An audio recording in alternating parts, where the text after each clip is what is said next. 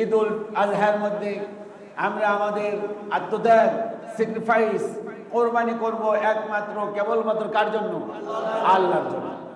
আল্লাহ রাব্বুল আলামিন বলেন, কুল ইন্না সলাতি ওয়া নুসুকি ওয়া মাহইয়ায়া ওয়া মামাতি লিল্লাহি রাব্বিল আলামিন। আবার করুন, ইন্না সলাতি ওয়া নুসুকি ওয়া মাহইয়ায়া ওয়া মামাতি লিল্লাহি রাব্বিল আলামিন। হে নবী, আপনি বলুন, ইন্না সলাতি, আমার সালাত, আমার নামাজ, ওয়া নুসুকি, আমার কুরবানি, ওয়া মাহইয়ায়া, আমার জীবন, ওয়া মামাতি, আমার মৃত্যু, লিল্লাহি রাব্বিল আলামিন, কার জন্য? আল্লাহর জন্য। মেহেরবানি করে বলুন, তাহলে আমরা যে ঈদুল আজহা, যে স্যাক্রিফাইস, যে কোরবানি করব, এটি কার জন্য? আল্লাহর জন্য। আল্লাহ পাক কোরআন আল কারিমে বলেন, ইন্না আ'তাইনাকাল কাউসার ফাসাল্লি লিরাব্বিকা ওয়ানহার ইন্না শানি'আকা হুয়াল আবতার। ইন্না আ'তাইনাকাল কাউসার, হে নবী, নিশ্চয় আপনাকে আমি কাউসার প্রদান করেছি। ফাসাল্লি লিরাব্বিক, অতএব আপনি রবের উদ্দেশ্যে সালাত আদায় করুন, ওয়ানহার, আর কুরবানি করুন। নির্দেশনা কার? মেহেরবানি করে বলুন, এই যে কোরবানি করব, এই নির্দেশনা কার? আল্লাহ। আল্লাহর নির্দেশনা, আল্লাহর অর্ডার বিশ্বনবীকে দিয়েছেন। আল্লাহ পাক অর্ডার দিয়েছেন তামাম পৃথিবীর মানুষকে, যে তামাম পৃথিবীর মানুষেরা, ওয়ানহার, আমার জন্য তোমরা কোরবানি করো, আমার জন্য তোমরা স্যাক্রিফাইস করো। আল্লাহ কিন্তু কোরবানির মাংস কোরবানি করতে বলেছেন, কিন্তু আল্লাহ পাক এই কোরবানির গোশতটা দেখবেন না, আল্লাহ রক্ত দেখবেন না। আল্লাহ পাক দেখবেন যে আমার উদ্দেশ্য করে, আমার ভয়ে তাকে অবলম্বন করে কে কে কোরবানি করেছে। সুবহানাল্লাহ বলেন। আল্লাহ কি মাংস চান?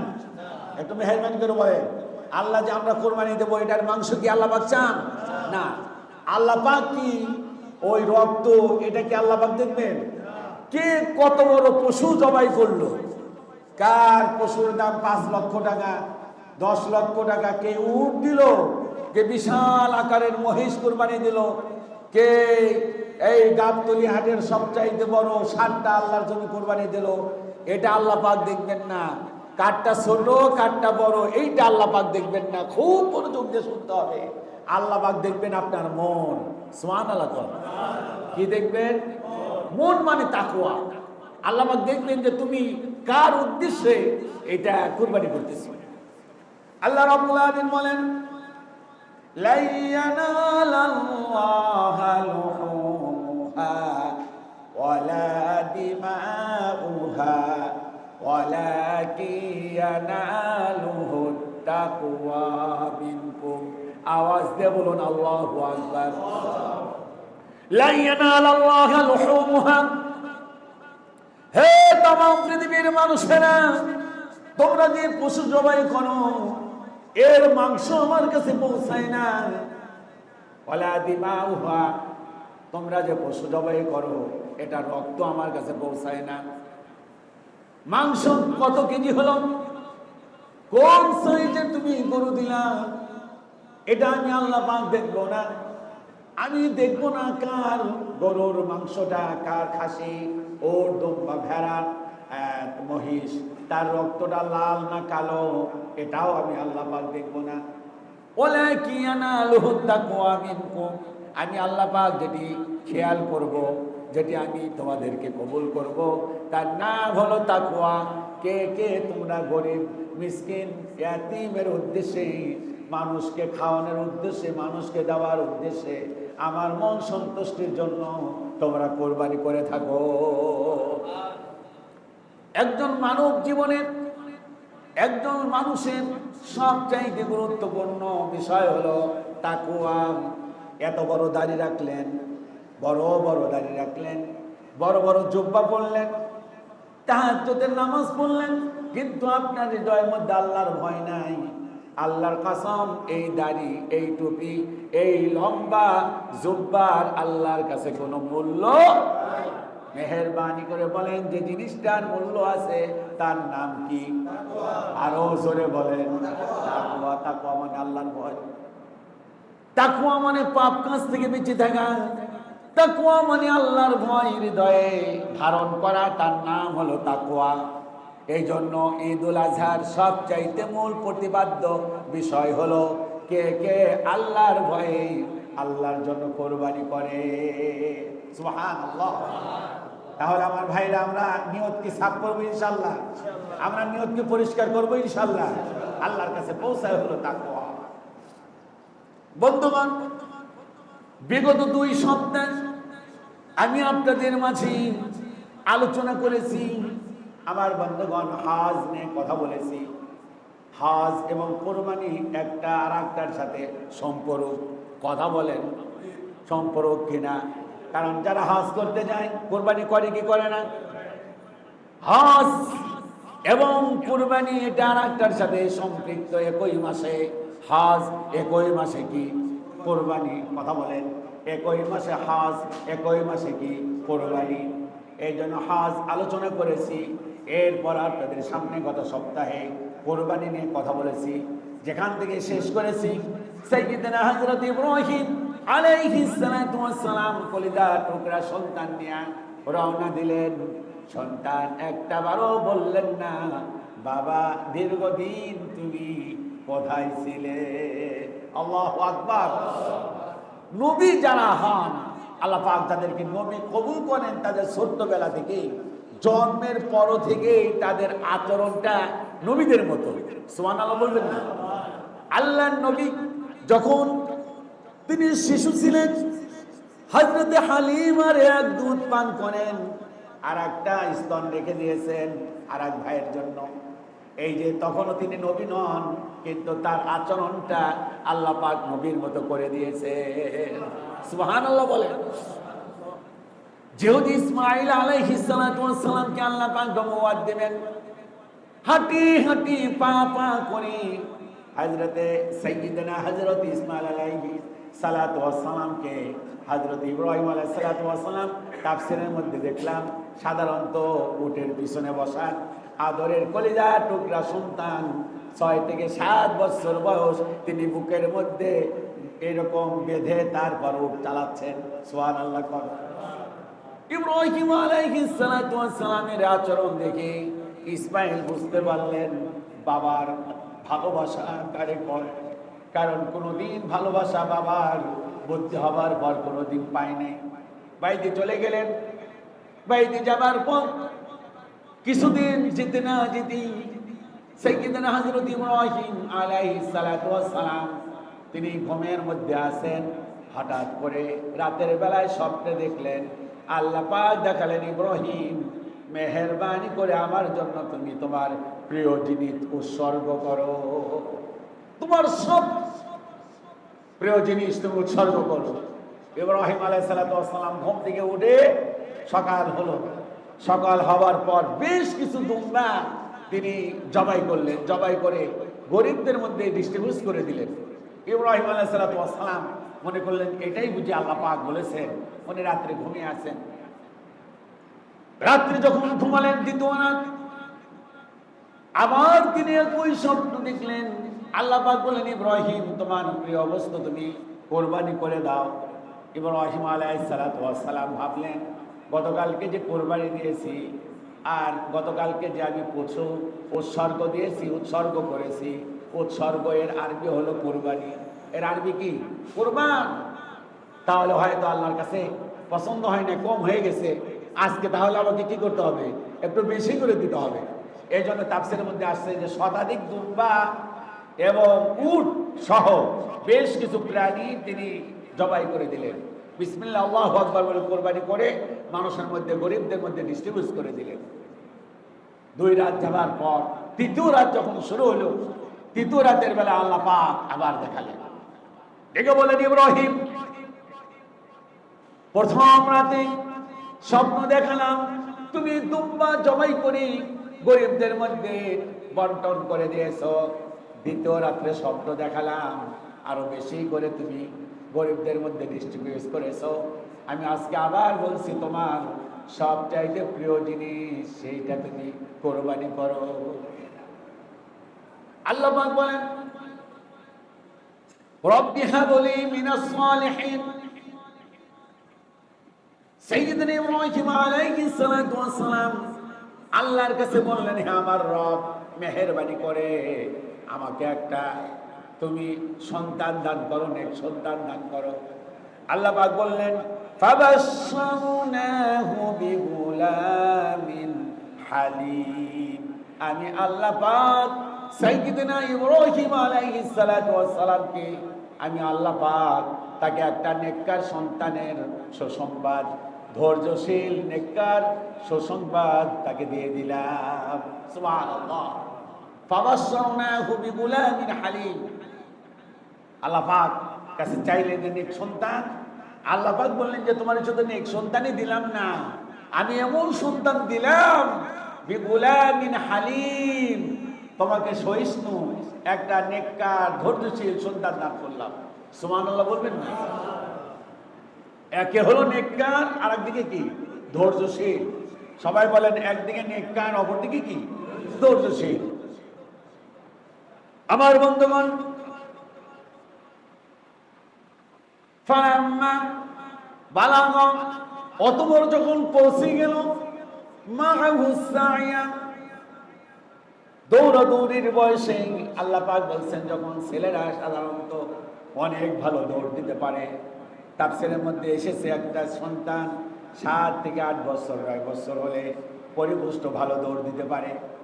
আল্লাহ পাক এখানে বয়সের কথা বলেন নাই যে 9 বছর, 10 বছর, 11 বছর।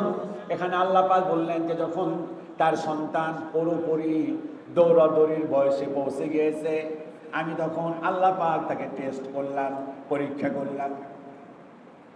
ক্বালা ইয়া বুনাইয়া, এবার রাত্রির বেলায় স্বপ্ন দেখলেন। তৃতীয় রাত্রে স্বপ্ন দেখার পর ইব্রাহিম আলাইহিস সালাতু ওয়াস সালাম তিনি ওযু করে সিজদায় পড়ে গেলেন। সিজদায় গিয়ে কেঁদে কেঁদে বললেন, রব্বুল আমিন, 2 রাত স্বপ্নে দেখিয়েছো, আজকে তুমি আমাকে ক্লিয়ার জানিয়ে দিলে তোমার সবচাইতে প্রিয় বস্তু যেটা, সেটা কোরবানি করো। রব্বুল আমিন, এটা আর কেউ না, তুমি আমার ইসমাইলকে কবুল করে নিয়েছো। দীর্ঘদিন সন্তানকে দেখতে পারে নাই, সন্তানকে স্বয়ংমাত্র বাড়িতে আনছেন, আর আল্লাহ পাক দেখাচ্ছেন যে তোমার প্রিয় বস্তুটাকে কোরবানি করো। উনি সেই দায় করে গিয়ে কেঁদে বলছেন, রব্বুল আমিন, আমি বুঝতে পেরেছি তুমি ইসমাইলকে কবুল করে নিয়েছো। আল্লাহ তাআলা, আমার পক্ষ থেকে কোনো দুর্বলতা নেই, আমি মোটেই দুর্বল না। তোমার ওয়াদা পালন করার জন্য সন্তানের জীবন, আমার জীবন, সব জীবন তো তোমাকে দিয়েছি। তবে আল্লাহ, বড় ভয় হয় আমার সন্তান যদি রাজি না হয়। আল্লাহর কাছে হাত তুলে দোয়া করতেছেন, আল্লাহ পাক আমার সন্তানের মন মর্জিটা অনুকূল করে দিও। রব্বুল আমিন, সন্তানটাকে ধৈর্যশীল বানিয়ে দিও। আল্লাহ পাক তোমার ওয়ার্ডারের বাইরে যেন না যায়। এবার চিন্তা করেন, রাতের বেলায় স্বপ্ন দেখার পর সারা রাত এবার শুয়ে শুয়ে কাটালেন। এবার সকাল যখন হলো, এবার সন্তানকে ডাক দিয়ে বলতেছেন, ইয়া বুনাইয়া, ইয়া আমার কলিজার টুকরা সন্তান।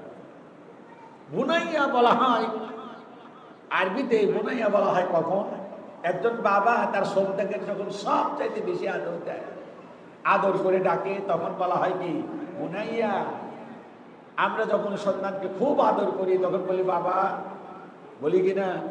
সোনা, মামনি, গাদা, আমার কলিজা, আসো, কলিজার টুকরা আসো। সন্তানকে ডেকে বলছেন, ইয়া বুনাইয়া, কাছে ডাকলেন, সামনে বসালেন, সামনে বসিয়ে বললেন, ইন্নী আরা ফিল মানাম, আমি রাতের বেলায় স্বপ্নে দেখলাম, আন্নী আযবাহুকা, আমি তোমাকে জবেহ করতেছি। সন্তানকে বললেন, বাবারে আমি হলো নবী, নবীদের কাছে কখনো কোনো শয়তান স্বপ্ন দেখাতে পারে না। সন্তানকে আগে বুঝালেন, সন্তান রে আমি হলো নবী, এই পৃথিবীতে যত নবী রাসূল এসেছেন কোন নবী রাসূলের স্বপ্ন মিথ্যে হয় না। নবী রাসূলের স্বপ্ন হলো ওহী, নবী রাসূলের স্বপ্ন হলো আল্লাহর পক্ষ থেকে হয়। আগে বুঝালেন, স্বপ্নের তাৎপর্য বুঝালেন, নবীদের স্বপ্নের তাৎপর্য বোঝানোর পর এবার সন্তানকে কোলের মধ্যে নিয়ে বুকটা ফেটে যায়, কিন্তু মনের মধ্যে অনেক কষ্ট, কিন্তু এরপরে আনন্দ যে আল্লাহ পাক আমার এই কলিজার টুকরা সন্তানকে চেয়েছে। বুকের মধ্যে নিয়ে বললেন, ইন্নী আরা ফিল মানাম, নিশ্চয় আমি স্বপ্নে দেখেছি, আন্নী আযবাহুকা, আমি তোমাকে জবেহ করতেছি। ফানদুর মাযা তারা, ফানদুর অতএব তোমার অভিপ্রায় কি, তোমার ইজিত কি, তোমার চিন্তা চেতনা কি। ইন্নী আরা ফিল মানামি আন্নী আযবাহুকা ফানদুর মাযা তারা, এ ব্যাপারে তোমার অভিমত কি, সিদ্ধান্ত কি। কেমন বাবা আর কেমন কলিজার টুকরা সন্তান। সন্তানের বয়স যেমন, যে 18 বছর হয়েছে প্রাপ্ত বয়স্ক তাও না, 16 বছর 15 বছর 14 বছরের সন্তান না, সন্তানের বয়স মাত্র 7 থেকে 8 বছর। এই বয়সের সন্তানকে বুকের মধ্যে নিয়ে যখন এই কথা বললেন, আর সন্তান সঙ্গে সঙ্গে জবাব দিয়ে দিলেন, ক্বালা ইয়া আবাত, ক্বালা মানে বলেন, ক্বালা মানে সাইয়্যিদিনা হযরত ইসমাঈল আলাইহিস সালাতু ওয়াস সালাম বলেন, ইয়া আবাত, হে আমার আব্বা, হে আমার বাবা, ইফআল, আপনি কাজ চালিয়ে যান, মা তো উমার, যা আল্লাহর পক্ষ থেকে আপনি আদেশ প্রাপ্ত হয়েছেন। আল্লাহু আকবার। জবাব দেখছেন,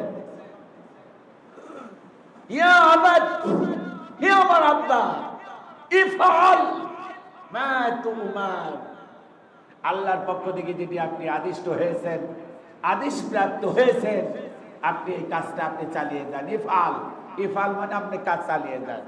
এরপরে শব্দ কত মারাত্মক, সাতাজিদুনি, বাবাকে ডেকে বললেন, আল্লাহর পক্ষ থেকে আদিষ্ট হয়েছেন, এটি আপনি চালিয়ে যান। সাতাজিদুনি, আশা করা যায় ইনশাআল্লাহ মিনাস সাবিরিন, আশা করা যায় আপনি অবশ্যই আমাকে ধৈর্যশীল পাবেন। সুবহানাল্লাহ। বাবাকে আবার ওহির উপরে দিয়ে দিলেন। শুধু বলতে পারতেন যে আব্বা আপনি স্বপ্নে যেটা দেখছেন এটা আপনি বাস্তবায়ন করেন। এরপরে বললেন সাতাজিদুনি, অহংকার নাই, অহংকার নিয়ে বললেন না, সাতাজিদুনি, আশা করা যায় ইনশাআল্লাহ। নাম দিলেন কার? আরে বলেন, ছোট্ট বাচ্চা নাম দিচ্ছেন কার? ইনশাআল্লাহ। এখনো কাজ হয় নাই, ভবিষ্যতের কাজের জন্য কি বলতে হয়? ইনশাআল্লাহ। ছোট্ট বাচ্চা উনি বলতেছেন ইনশাআল্লাহ মিনাস সাবিরিন, আপনি আমাকে সবরকারী যারা আছে, ধৈর্যশীল যারা আছে তাদের সাথে আমাকে নিশ্চিত পাবেন ইনশাআল্লাহ। হাজী ইব্রাহিম আলাইহিস সালাম ছেলের এই জবাব শুনে ইব্রাহিম আলাইহিস সালাম হাজী ইসমাঈল আলাইহিস সালাম বুকের মধ্যে জড়িয়ে ধরলেন, জড়িয়ে ধরে কেঁদে বললেন, ও আমার কলিজার টুকরা সন্তান, তোমার কাছে এমন জবাব পেয়েছি, আমি সন্তুষ্ট হয়ে গিয়েছি। ইব্রাহিম আলাইহিস সালাম 2 রাকাত সালাত আদায় করে আল্লাহর কাছে দোয়া করে এবার হাঁটি হাঁটি পা পা করে রওনা দিয়েছেন। বিবি হাজেরাকে বলে না, যেহেতু মহিলা মানুষ ধৈর্য ধরে রাখতে পারবে কি পারবে না, এই জন্য বিদায়কালীন সময়ে বিবি হাজেরাকে বলা হয় নাই, ও বিবি হাজেরা, তোমার সন্তানকে আমি কোরবানি দেওয়ার জন্য নিয়ে যাচ্ছি। ইব্রাহিম আলাইহিস সালাম বললেন না, সাইয়্যিদনা ইসমাঈল আলাইহিস সালাম শুধুমাত্র সালাম দিলেন, বাপ এবং ছেলে দুজনে রওনা দিলেন। দুজনে রওনা দিতে দিতে সন্তান তো মায়ের কথা মনে পড়বে, চলে গেলেন আমার ভাইয়েরা মিনার প্রান্তরে গিয়া এবার হযরত ইব্রাহিম আলাইহিস সালাতু ওয়াস সালাম বিষয়টি এমন না যে হাতের মধ্যে ছুরি নিলেন আর ছেলে রাজি হলো আর অমনি জবাই করলেন, কাজ শেষ। বিষয়টা এরকম না। একে তো হলো মানুষ কুরবানি, দ্বিতীয় নাম্বার হলো নিজের ছেলেকে কুরবানি, তিন নাম্বার এমন কোন ছেলে, অবাধ্য ছেলে না, অবাধ্য কোন ছেলে না।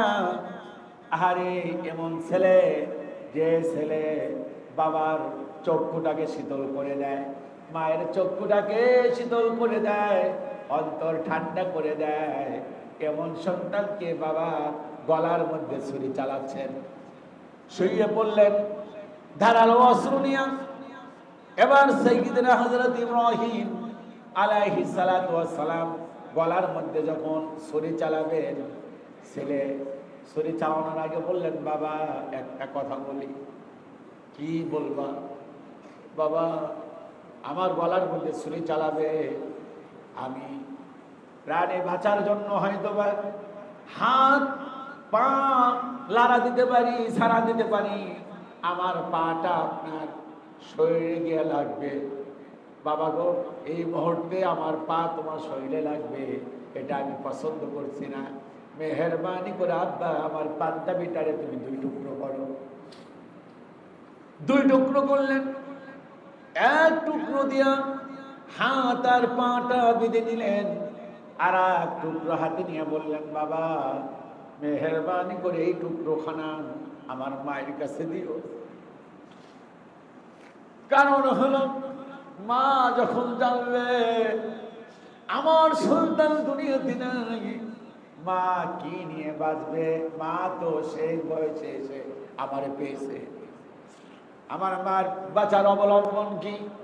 আমার মা যখন আমার এই পাঞ্জাবের টুকরোখানা চোখে পড়বে, মা তাও সবর দিতে পারবে। মেহেরবানি করে মায়ের কাছে বলবা, তোমার কলিজার টুকরা সন্তান এই পাঞ্জাবির টুকরো তোমাকে হাদিয়া দিয়েছে। পাকে বিধি নিবে। তাফসীরের মধ্যে আসলে অনেক ধরনের তাফসীর আসলে, অনেক লম্বা ঘটনা। হাত বিধি নিলেন, পা বেঁধে নিলেন। সাইয়্যিদনা ইসমাঈল আলাইহিস সালাতু ওয়াস সালামের চোখে কোনো পানি নাই, ইব্রাহিম আলাইহিস সালাতু ওয়াস সালামের চোখের মধ্যে কোনো পানি নাই। গলার মধ্যে ছুরি চালাচ্ছেন, কিন্তু ছুরি কাজ করতেছে না।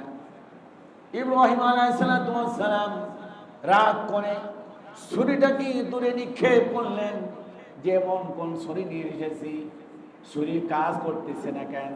দূরে নিক্ষেপ করলেন। কোন কোন রেওয়াতে এসেছে যে বস্তুর মধ্যে গিয়ে পড়লো, সেই বস্তুটা দুই টুকরো হয়ে গেছে। এত ধারালো। দ্বিতীয়বার আবার গলার মধ্যে ছুরি চালাচ্ছে, ছুরি চলতেছে না। ইব্রাহিম আলাইহিস সালাতু ওয়াস সালাম আল্লাহর কাছে বলেন, আল্লাহ পাক, এর চাইতে কঠিন কাজ আর পৃথিবীতে কিছু নাই।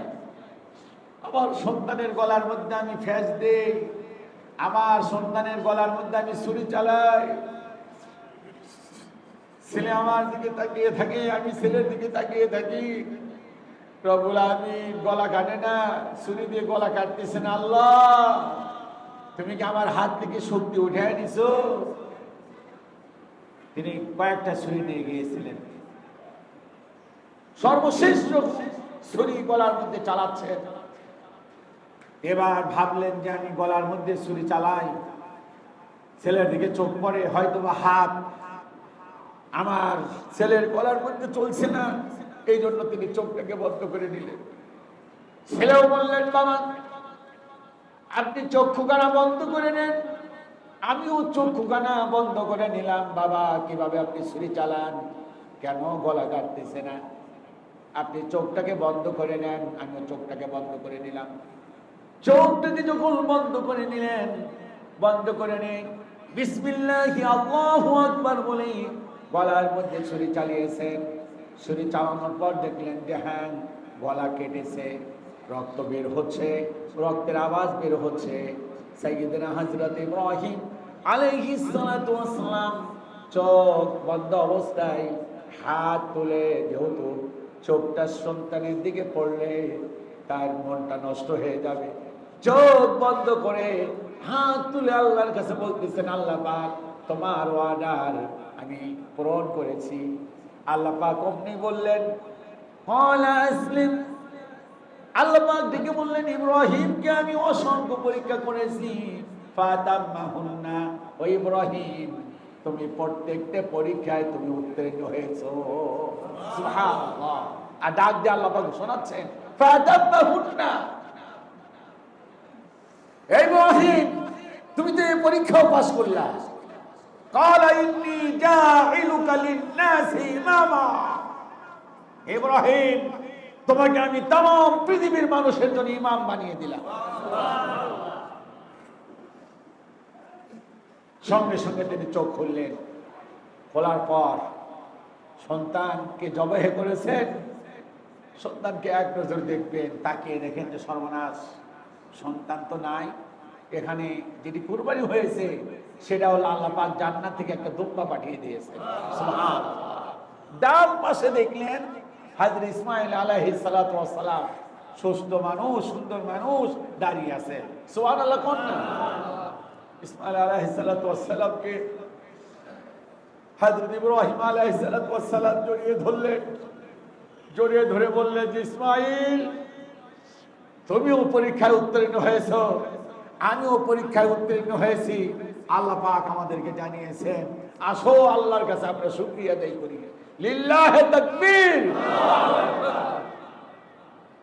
কোন কোন বর্ণনায় এসেছে আল্লাহ পাক যদি সত্যিকার অর্থে সাইয়্যিদনা হযরত ইব্রাহিম আলাইহিস সালাতু ওয়াস সালামের এই কুরবানি